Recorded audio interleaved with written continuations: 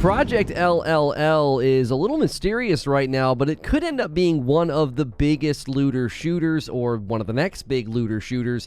And Reforge Gaming has a video where he talks about how it's more supposed to be an MMO looter shooter, trying to set it apart from games like Destiny or The Division, and he gets into a lot of the complexities of why that's a challenge, why games like Destiny and The Division don't have that true MMO traditional feel with hundreds of people in a given area, and will a game like Project LLL pull it off? Well, I wanted to react to his video. I did skip about the first 3 minutes because he did a really quick flyover of stuff that we've already covered, I've already covered. I wanted to get into the new stuff, and that's what we're going to pick up with Force. I like his content. He seems like a super dope dude. Make sure and check out his channel and his original video. Let's take a look at what he has to say. Now let's talk about the new stuff. So just last week, they released a developer update in the form of a Q&A where they responded to questions people had about the game and its reveal. They addressed some of the big concerns that people raised and also just touched on some new things about the game that we didn't already know. The first question is, tell us more about LLL. Is it like The Division or Titanfall? They got quite a few comments here, and Destiny as well. Yes, Destiny was brought up. Their response was, in the comments, a lot of people brought up big shooter titles like Division, Titanfall, and even Crisis. Those comments give us a lot to think about.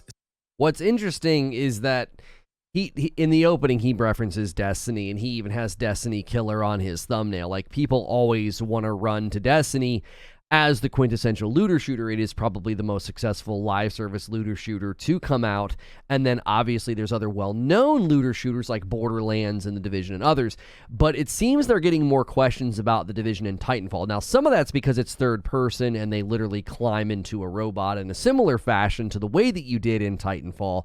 So I thought it was interesting, though, that, Destiny was coming up. I think they've sort of, put their stamp on looter shooter anytime somebody's setting their sights on building a game where you're chasing loot and you're doing the shoots.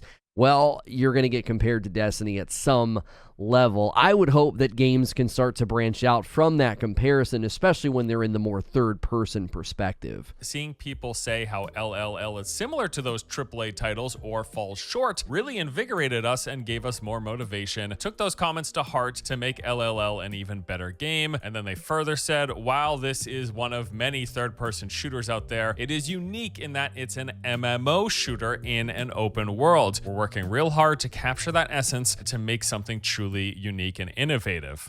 Now, before he comments here, I don't ever want to make somebody look silly in a video. Those pauses get awkward.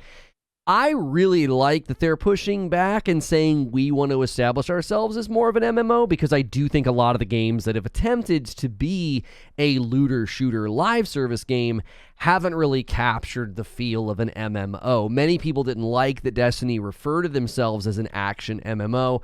I remember debating this ad nauseum with people, that you can have the properties or some of the characteristics of an MMO without being sort of that traditional World of Warcraft or EverQuest feel. You can still claim that sort of in your description or one of the characteristics of your game. But it will be nice, I think, to finally start to see some of the looter shooter live service games capture that more traditional big giant MMO feel with world bosses and more than just social spaces, but worlds that feel alive. I'm looking forward to that actually happening. I don't know if Project LLL is going to do that, though. Now, when you first said that, I'm like, bro, what are you talking about? There have been plenty of MMO looter shooters. I do believe what they're alluding to here is specifically the larger scale and player count, because while there are, yes, there's a lot of looter shooters. We went down that laundry list. A majority of them aren't the traditional MMO when we talk about the number of players sharing a space at once. They fall more in line of kind of these shared world games. Specifically, you look at like The Division and Destiny, for example. These are games where you are not going to see out in the play space even 20, 30, 40, 50, let alone 100 players all in one area doing stuff. That's just not how those games are built. They are more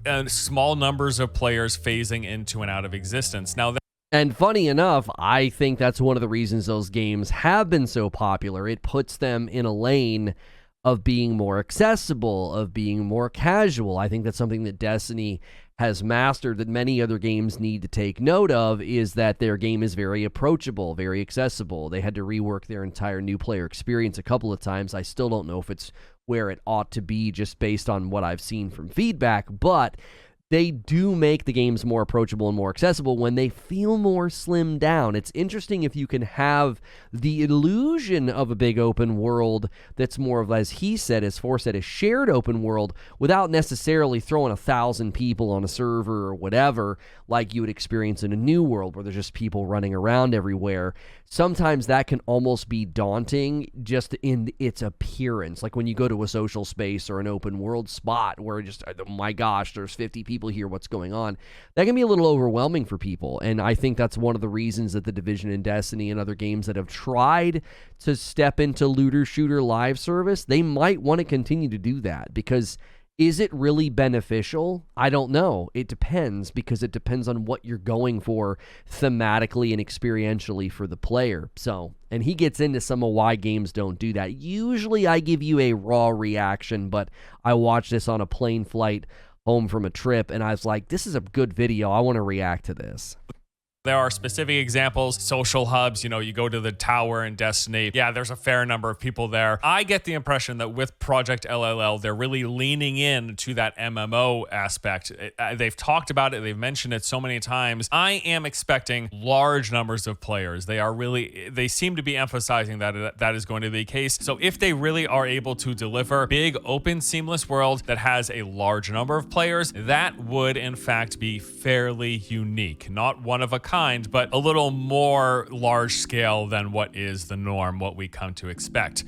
It would probably make headlines like, you know, that we finally have an MMO looter shooter. And I know people would probably take offense to that, but I think that would be fair if a game one day does pull that off and it's like the first one to do it. I think that'd be fair to look at a game like Destiny and be like, well, I mean, you go down to the planets, there's like 4 or 5 people maybe in an area, and that's if you're lucky. And then it's all instance-based, it's all peer-to-peer based. I know that is something that Blue Protocol is going to be doing, more of the instance-based drop-in, drop-out. So if a game does pull it off, I think it's fair to say, hey, this is the first true MMO looter shooter if they've got, you know, hundreds of people running around and it's this big giant open world and it's not shared but an actual MMO. Next question was a shooter and MMO and an open world game in one. People were concerned about whether or not that's possible. Their response was yes, and we're understanding at each step why this hasn't been done before. It hasn't not been done before. It's just not the norm like we just talked about. And then he went on to say, but we believe that the end result will be something truly unique and worthy of our hard work. Yeah. Now he'll talk about where he thinks this has been done before. And I actually think I agree with him. I can't remember how he phrases it. I'm going to let him do it, but I'm pretty sure he brings up Defiance, and I will admit that was an open world MMO looter shooter. I don't know, though, how big that game was. That would be my big question. Does world size play a part? The internal systems of Defiance, my gosh, I always said if you could take the internal systems of Defiance and the size and scope of Defiance and make it have a baby with Destiny, well, you would have had one of the best games ever created, because Defiance just didn't have satisfying gameplay. It was a little before its time. They were a little early to market. And I can't remember if Force brings it up. Let's see. I mean, if they can truly, really Defiance came the closest for me to being a true MMO in the scale and player count, and also being large open spaces with seeing those large numbers of players. Defiance and Firefall were the two closest in my eyes. I'm glad they're addressing how actually difficult it is. And if you're curious why, I think really the biggest thing is that with a lot of like the, especially tab target MMOs, it's a lot easier to have a large number of players in a shared space because of latency. Now, you might not know what he's talking about there. He says it kind of fast, and you might be like, what did he say? Tab targeting is the more traditional MMO style where it's, excuse me, it's not like moment-to-moment action-oriented. It's more that you're sort of designating what you're going to do. So it's sort of a midway between turn-based and action combat, where moment to moment you're literally swinging your sword or casting a spell. You're more tabbing onto something, you're targeting it, and you're sort of just going through what you're going to do against that target, and then you see your stats pop up. Well, in that sort of an environment, you don't have to worry about latency. This is one of the reasons why I really like New World's combat, because it was more action-oriented. It was more moments to moment, but latency was an issue with New World often, especially in the PvP environment more than ever. It really kind of mattered if, somebody wasn't getting their damage to register in the right way. People were, taking advantage of some of that. So that's what he's referring to when he says that. Why latency doesn't matter in tab targeting is because there is not this literal moment to moment, every millisecond counts. And I think that's important for you guys to know what he's referring to there. Because of dealing with the servers, communicating back and forth between a large number of players, it is easier when you have combat systems that are much more forgiving, as tab target or soft lock, or even a lot of action games do have some latency compensation in there that make it much more forgiving when there's players of different latencies in different parts of the world all trying to play in the same space. It's just so much harder with the shooter, because even the smallest amount of latency in an FPS or third-person shooter feels really bad. If you shoot and there's even like a fractions of milliseconds delay compared to what you expect, it makes the game feel bad to the point of almost being unplayable. And then the larger the number of players, you all pop into a space that's all being rendered at the same time on 20, 30, 50, 100 different players' computers at different parts of the world, the more people that gets plopped into that, more odds there are to be inconsistencies and issues with latency that make it feel bad for some, if not all of them. And so that is the biggest issue that's really hamstrung the idea of big scale MMOs. Now, I want to say, this kind of adds context as to why the Division 1, the Division 2, Destiny 1, Destiny 2, they just never really did that. Like, it really starts to make sense as to why, oh, well, yeah, that's why they went with instance-based. That's why when they went with, now peer-to-peer might have more to do with the engine itself, but they went with the more stripped-down experience because that latency is a huge aspect. Some of the biggest encounters in Destiny were known for latency problems and people disconnecting, especially if you weren't in the same region. We had notorious problems in certain boss fights, especially the bigger the boss fight. If I had people from another region outside of the US, they would typically disconnect or have problems with their damage registering. And imagine that being in a game where there's hundreds of people running around with varying different connections, all having to have their damage resolved with the server so that you know what's going on and the enemy's health bar is going down, and did you land a headshot or a body shot, and all of the other things that you might be doing to register damage outside of just like shooting. So this does, I think, give a little bit of an insight and into why a big true looter shooter MMO may be far away still. It just depends. Can they harness some of the new technology, some of the new engines to get it and to nail it? I just don't know. And we'll see if Project LLL can even pull it off. Other games that are doing it that I should mention, I didn't bring it up last time, but you look at titles like PlanetSide 2. While I don't really consider that an MMO, it's more, I feel it's more along the lines of like a Battlefield. Large number of players all in one space. That is done in games. PlanetSide is a perfect example. But there is absolutely an extra layer when you add all of those additional elements that the what we're calling traditional MMOs that PlanetSide doesn't fill for me add, which is all of the PvE and the various dynamic engaging with the environment and doing these things and going on quests and having a bunch of NPCs and world bosses and all of that stuff. It's an extra layer that games like PlanetSide or Battlefield don't have to deal with. That I just want to address that quickly as well. Okay, moving on to the next big question, which was how much gameplay freedom will there be? And one of the comments they pulled up said, I hope we can do more than just hide and take cover. So specifically here, they're talking about world interaction and traversal. The response by the dev was... And before the dev, I want to say something before the dev's response pops up. I think this response or this question, I'm assuming, I'm going to infer from their question that they're really concerned about it being a lot like the Division. I think the minute you see the UI, like if I just back it up a couple frames here, right? You can see like, wow, there's a lot of Division influence there, like the floating UI right next to the player. So I get why somebody would be like, oh my gosh, please can we not have the game be like that? Because that was one of the things that I think turned a lot of people off from the Division was you just kind of felt like you were always behind boxes.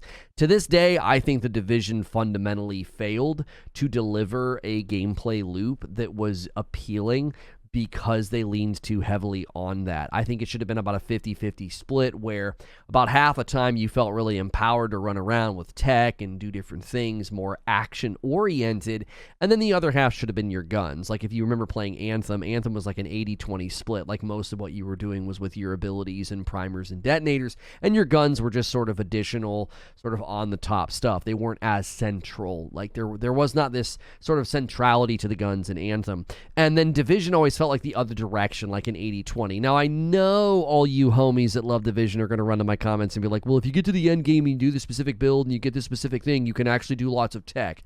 I'm not talking about that. I'm talking about the general content loop really needs that empowerment.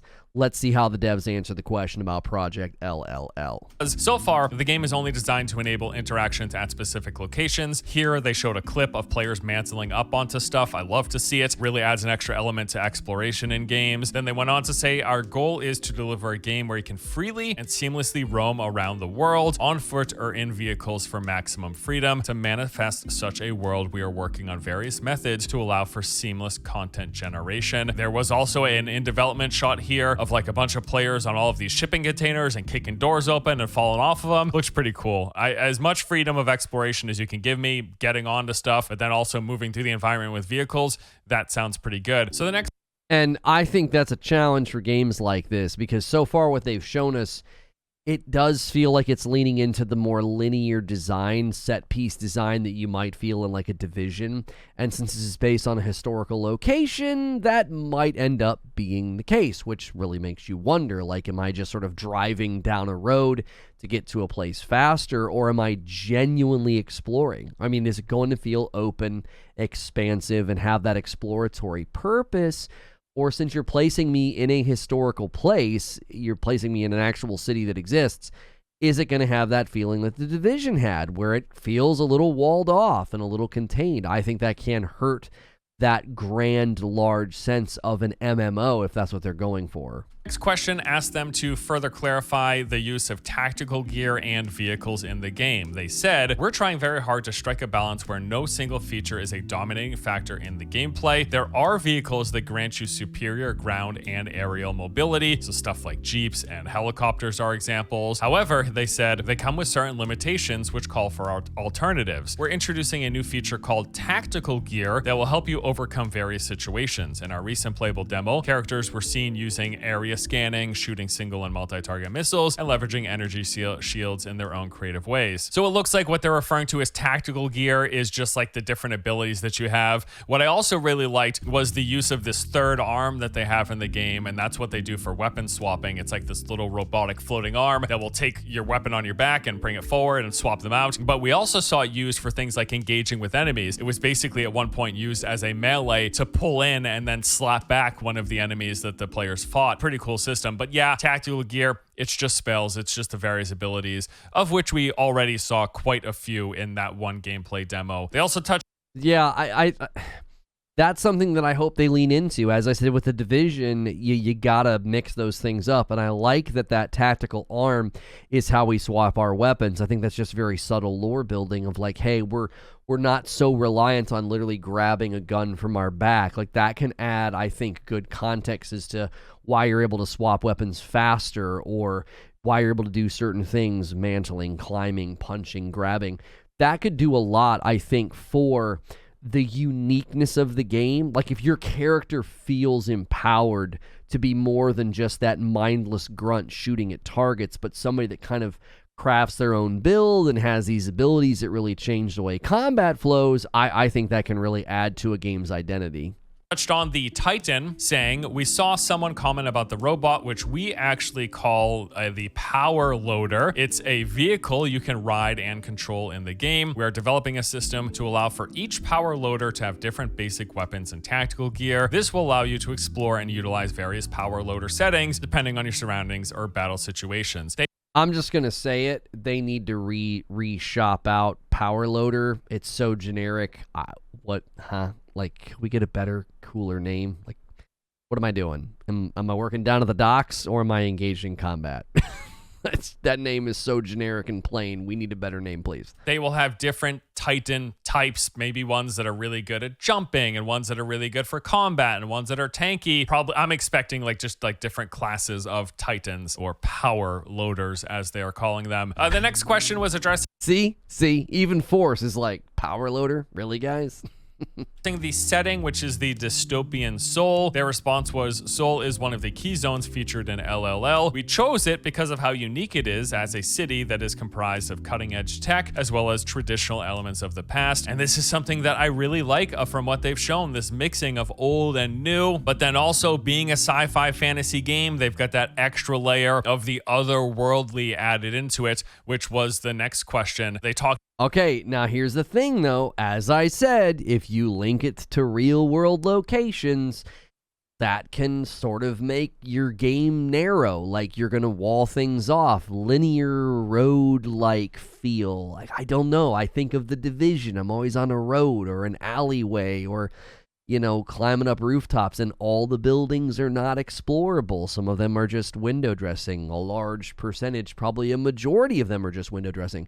So tying it to a real location is cool, but it could be pretty limiting in the MMO experience. Talked about how this dystopian look for the environment, in order to create it, the team built two different versions of the world. The normal one, which is just intact as it is in reality, but then also the dystopian one. They applied photo scans based on what would be seen the most often for landmarks and skyscrapers and the main roads. They had a team take 3D measurements to put all of them together bit by bit. And yeah, I mean, I don't know Seoul, South Korea very well. I've seen photos of it and seen videos of whatever, but I guess it's going to be like photorealistic, but in this alternate reality. Regardless of how close to real it is, I would say as a setting, from what we've seen in the gameplay footage, looks pretty cool. I really I like that mix of old and new, you know, this more ancient architecture and modern day cutting edge tech. So next up we Yeah, I'll agree with that. I think the art style is unique, and it doesn't feel like one of these games just sort of like prefab drop in and just run around and do stuff like we've seen with some other games recently. Had a string of questions pertaining to the weapons in the game, how they did motion capture and trying to make it realistic and impactful, which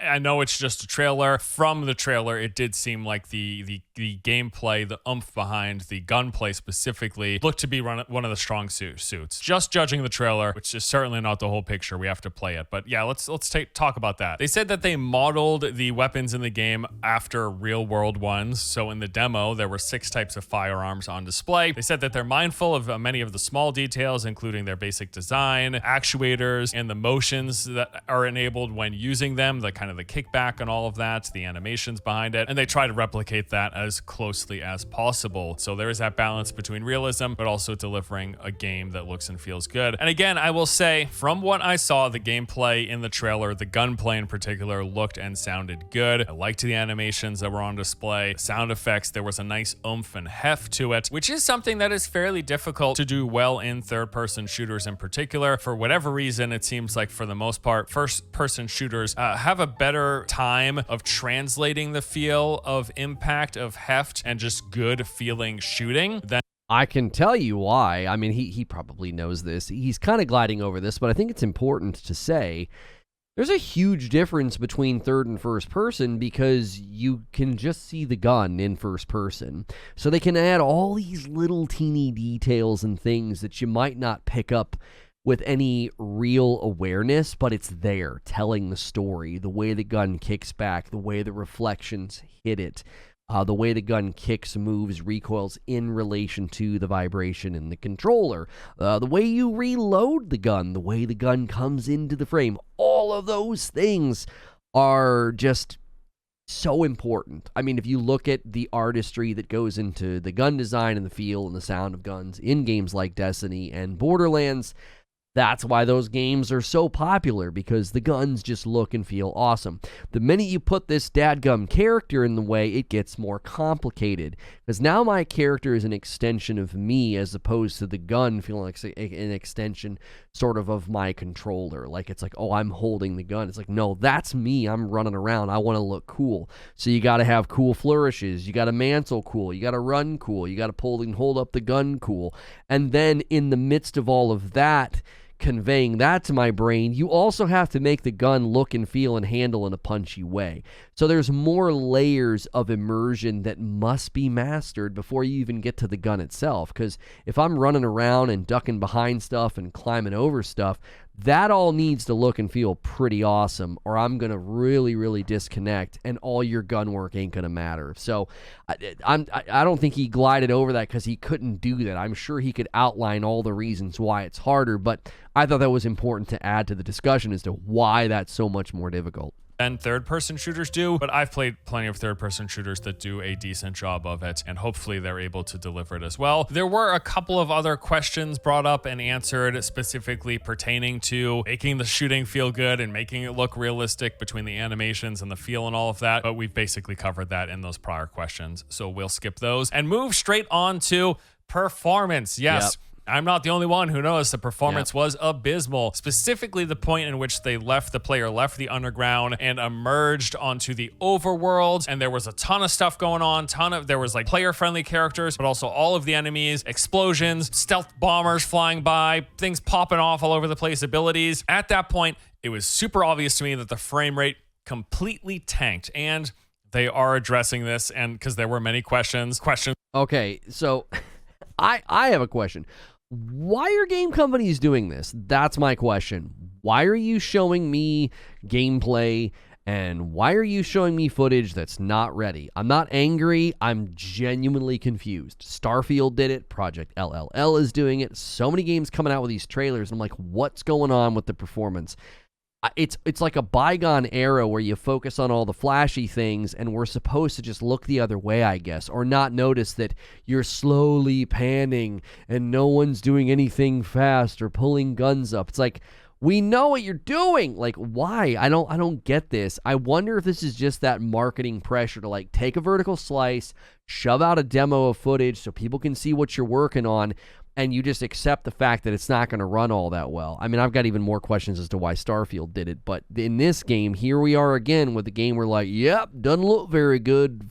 Sorry. It's like, frame drops are really bad. What happened to optimization? And the gameplay looks somewhat slow and heavy. So their response was, having lag in a shooter is disastrous for gameplay. Thank you for acknowledging that. It is. Yep. Will you address it? And having a shooter in an open world is already a huge challenge with an incredible level of difficulty. Also agree, for all of the reasons that we touched on prior, it's really hard to do well, which is why you don't see a lot of open world MMO shooters with a large number of players. So they said that it is important and inevitable mission for the tech team to work on this, from reducing the input to output time to building a distributed processing system for better reactivity in the MMO setting, as well as graphic and sound optimization and combat physics. We are addressing a myriad of elements during development. We'll be able to showcase the fruition of our tech team's efforts at launch, I think. Isn't that right? They said. They're like, hey, that's right. They're like checking with their superiors basically as to whether or not they can say that the game is going to run well. It is of the utmost importance. You know, it's like, I'm gonna talk before he does. Like, what? Like, they're like, oh yeah, is it gonna run well? Like, checking to see. That's really concerning. I'll be honest, I'm really excited about games like this, but I'm also concerned that we're just seeing so much fake gameplay. You know, they turn everything all the way up and try and trick everybody, and then you kind of get caught, and it's like, oh yeah, it doesn't run that well, sorry about that. Yeah, performance has to be good, we're gonna make sure. And then they put out all this tech mumbo jumbo that they're going to be doing that doesn't really concern the lay gamer. It's like, is it going to run? I don't care how you get there. I don't care if you figure out how to train hamsters to code. How are you going to fix this? So the fact that they're sort of, that didn't sound like a huge confident answer to me. That's concerning, because a game like this simply must run exceptional, or it will crash and burn immediately if it runs poorly. First impressions, very, very important for a myriad of reasons for all of the gameplay systems. For me, especially in games like this, if the game doesn't play well, I'm just putting it down and moving on to one of the countless of other games that are out there that we can play that run better. Games. So you got to make sure that the game's performance is on point as much as humanly possible. You cannot account for every system specification. You cannot account for everyone's internets if they're connected through a tin can beaming up to a satellite in the middle of Siberia or something. Like, Sure, that person might have some internet issues. You can't account for everything, but you need a vast majority of players to have a good experience. Actually, I disagree with him. This is pretty controversial take from him that they shouldn't be concerned about the guy in Siberia playing on a tank. I'm just kidding. Have a lot of latency, especially in a shooter. It is hard. I understand. If you got to cut back the player count in order to make that happen, do that, or whatever you need to cut back. The physics, the graphical fidelity, the number of players. Do what you. Yeah, this just in. Reforge Gaming says, cut Siberia if you need to. What do you think of that, Siberia? Have to make sure it runs well. That is of the utmost importance. But if you can deliver all that other stuff as well, great. That's the dream. That's the dream. Let's see if you can do it. Aside from addressing performance, there were questions about the launch date, but also monetization. We saw this comment that said, looks pretty decent. I just hope there's no gacha system. There's gotta be a gacha system, dude. Okay. So their response was, LLL is still in the alpha phase, so we are. I just like that people are on guard for gacha. They're like, is there any gacha in this? More focused on making it a fun game. Dodging the question. The next. That's worrying. They get asked about gacha and they're like, we're just worried about making a fun game. So you're putting gacha in it, aren't you? Response though said, we are working towards global PC and console release in 2024! Exclamation mark, how exciting. And we will be actively communicating about our business model and service plan, so please wait and see. Okay. This reminds me, I saw a really funny clip recently. I'm not going to get political, but it was basically these two guys. The one guy was like, what's the average cost of housing in Canada? And the guy wouldn't answer. He just kept saying, we did this. This number went up. That's what that feels like to me. They're like, hey, what are you going to do with monetization? They're like, we're designing a fun game. Yeah, but what about the monetization? We're launching in 2024, and we'll talk about that later. Oh, no. Okay, so totally live service game. Do I need to run through the list? We're gonna have probably a box price, maybe not. Maybe it's free to play. If it is, then just add more layers to the cash shop, to the pay for convenience, to the pay to level up faster, to the battle pass, the several tiers of battle pass. There'll be like normal battle pass, it's free, and then there'll be super battle pass, and then there'll be premium battle pass. There'll be pre-order editions with early access, pre-order editions with beta access, pre-order editions to get your name in the credits for $700. Like, it's gonna be all of that, dude. I'm out of fingers. NCSoft, and that brings up my final point. That does it for the developer interview section of this. NCSoft, biggest red flag and likely the biggest roadblock for a lot of people to even care about this game. NCSoft are the ones making and publishing it, and I feel like a broken record at this point because I just covered this. We talked about it in Throne and Liberty video, another game that's being developed and published by NCSoft. But yes, it bears repeating. For as good as this game looks and sounds, and I do think it does, aside from the performance and some rough animations, some cool stuff they're talking about. Visually, it looks good. I like the idea. I like the setting. I like MMO looter shooters. A lot of boxes checked, but there's a lot of boxes in the other category of you got to expect the worst on the monetization side of things, on the how they're going to try to get money out of things. Because yes, they monetize the heck out of everything they touch, typically to the detriment of the gameplay experience. It is great for their pockets. It is bad for the players. As long as you know that going in, and you can still approach this and just try to have a fun experience with it, but be willing to put it away once all that stuff rolls in. Great. And, how are you so sure, Force? They just said they're going to share more plans about their business model and service plan. We just have their track record to go off of. That's simple as that. We have their track record. That is all we can go off of. Will they surprise us? Great. I would hope so. I hope so. Maybe there'll be a pleasant surprise. And yeah, I'm going to end it there because he all of a sudden he wraps really quickly on the video. I like Force. I like his videos, and I like reacting to his stuff. I know it makes my reactions a little bit longer because his videos are long by nature, but I thought it was a great video. I thought there was great stuff in there. I thought that was better than me trying to do a live show about a couple of questions that they answer to be a little bit more fitting for this condensed format. So make sure and check out his channel and his content. He's getting close to 1 million subs, man. Help that guy. He's rocking and rolling over there, and we like his content. But I agree. If it don't run well, I ain't playing it. And if you over monetize it and are like hesitant to answer questions about the monetization, those are all very concerning. So it's like, ooh, I'm really excited, but I'm also kind of going to keep my hands away from the stove for now because I don't want to get burned. If you like this video, check out my live content. We're doing live streams Monday through Friday, and we try to do uploads like this every day as well. Hit subscribe and the bell button on this video so that I can see you in the next one.